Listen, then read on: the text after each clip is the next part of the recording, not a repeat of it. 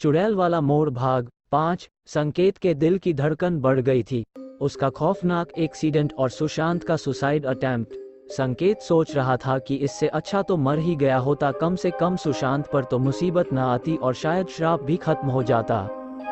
सोचते हुए संकेत को घड़ी का ख्याल आया। देखता तो रोज था पर कभी ध्यान नहीं दिया कि घड़ी उस पहली होश वाली रात के बाद अपनी जगह से गायब थी। आखिर वो घड़ी गई तो गई कहाँ? माँ, वो घड़ी कहाँ गई? संकेत ने माँ से पूछा। कौन सी घड़ी बेटा? माँ ने वापस सवाल दाग दिया। अरे वही जो मेरे होश में आने तक वहाँ लगी थी, संकेत बोला। अच्छा वो घड़ी, वो तो मैंने ही हटा के भीतर डाल दी। क्या है ना बेटा, घड़ी खराब हो गई थी और खराब घड़ी देखना अशुभ भी होता है। एक तो तेरी तबीयत ठीक नहीं, ऊपर से अपशगुन होता तो। बोलते बोलते माँ चुप हो गई। क्या माँ आज के समय में अंध? आधा शब्द बोलकर संकेत भी चुप हो गया। भूत चुड़ैल भी तो अंधविश्वास ही होते थे संकेत की नजर में, पर आज उसे इन ताकतों पर पूरा यकीन था। औघड़ का वो कथन कि वो आएगी उसके कानों में गूंजा करता था। माँ जरा वो घड़ी तो निकालना, संकेत ने अगले दिन की सुबह माँ को बोला। क्या करेगा उस घड़ी का? माँ ने पूछा। तुम लाओ तो, संकेत बोला। माँ अलमारी में से वो बंद घड़ी निकाल के लाई और संकेत के हाथ पर रख दी। घड़ी ठीक उसी 12:12 पर बंद थी। बैटरी भी लगी थी। संकेत ने बैटरी निकाल के रिमोट में डाली और टीवी की तरफ करके पावर बटन दबाया। टीवी चालू हो गया था। सेल भी ठीक काम कर रहे हैं, तो घड़ी आखिर इस 12:12 पर क्यों रुकी पड़ी है? संकेत ओहापोह से जूझ रहा था। माँ, मुझे सुशांत से मिलना है, संकेत अचानक से माँ से बोला।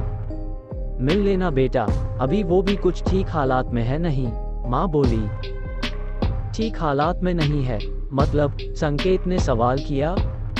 हाँ बेटा, कुछ मानसिक सी दिक्कत है उसको, भड़क जाता है। कभी बोलता है कुछ दिख रहा है, कभी कहता है कुछ दिख नहीं रहा। अकेले में बड़बड़ाता रहता है। कुछ ठीक नहीं चल रहा बेटा। अच्छा होगा पहले तू ठीक हो जा, फिर ही मिलना उससे। माँ ने जो कुछ बोला उससे चकरा गया संकेत। इन हालातों का सामना करने के लिए उसे सुशांत के साथ की जरूरत थी, पर शायद अभी ये मुमकिन न था। डॉक्टर साहब, क्या मैं बगल के वार्ड में जा सकता हूँ? संकेत ने डॉक्टर शर्मा से पूछा। क्यों, वहाँ क्या काम है तुमको? बस एक हफ्ते की बात और है, उसके बाद जहाँ चाहो वहाँ जाना, पर कुछ हिदायतें हैं उनका ध्यान रखना संकेत। No bike riding, no running, no swimming and no outer sports till 1 year. Okay, doctor ने कड़क शिक्षक सी सीख सुना दी। या ओके, संकेत भी अच्छे स्टूडेंट की तरह बोला।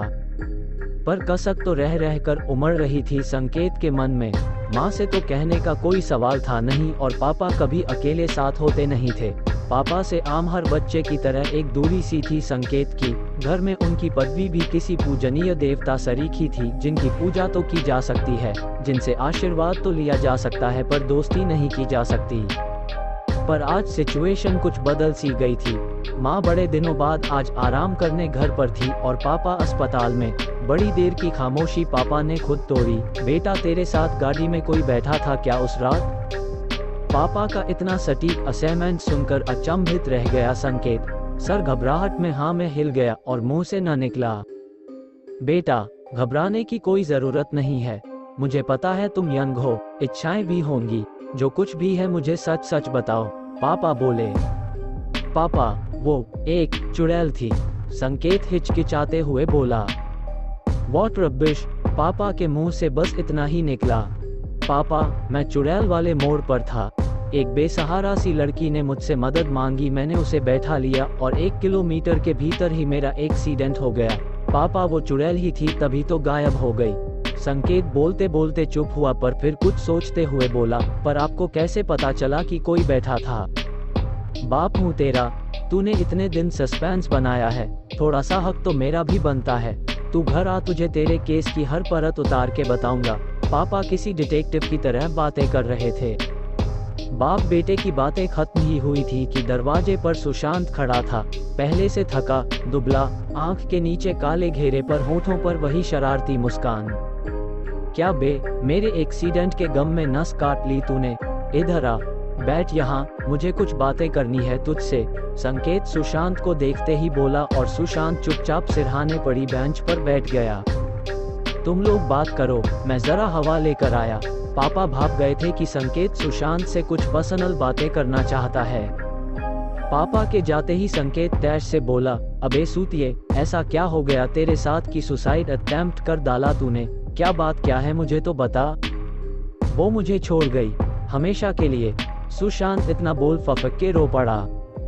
कौन छोड़ गई? तू पहेली मत बुझा, पूरी बात बता, संकेत ने सुशांत से पूछा। रश्मि नाम था उसका, लास्ट ईयर मिली थी मुझसे कार्निवल के दौरान। बस मुलाकातें बढ़ी, बातें हुई और हम प्यार कर बैठे। मासूम सी उसकी मुस्कुराहट और समझदारी वाली बातें, मैं उसके प्यार में घिरता ही चला गया। पर पिछले 2 महीनों से उसका कुछ पता नहीं है। मैं नहीं रह सकता उसके बिना संकेत, प्लीज मेरी रश्मि को ढूंढ दो, प्लीज मेरी रश्मि। और सुशांत बिलख बिलख के रोने लगा। अब कहानी में एक नई कैरेक्टर भी थी, रश्मि, पर ये कौन थी और कहाँ थी ये जानना भी संकेत के लिए बहुत जरूरी हो गया था। यदि आप वीडियो अभी भी देख रहे हो तो प्लीज चैनल को सब्सक्राइब करें एवं वीडियो को लाइक करें। थैंक्स, मिलते हैं अगले पार्ट में, तब तक के लिए बाय बाय।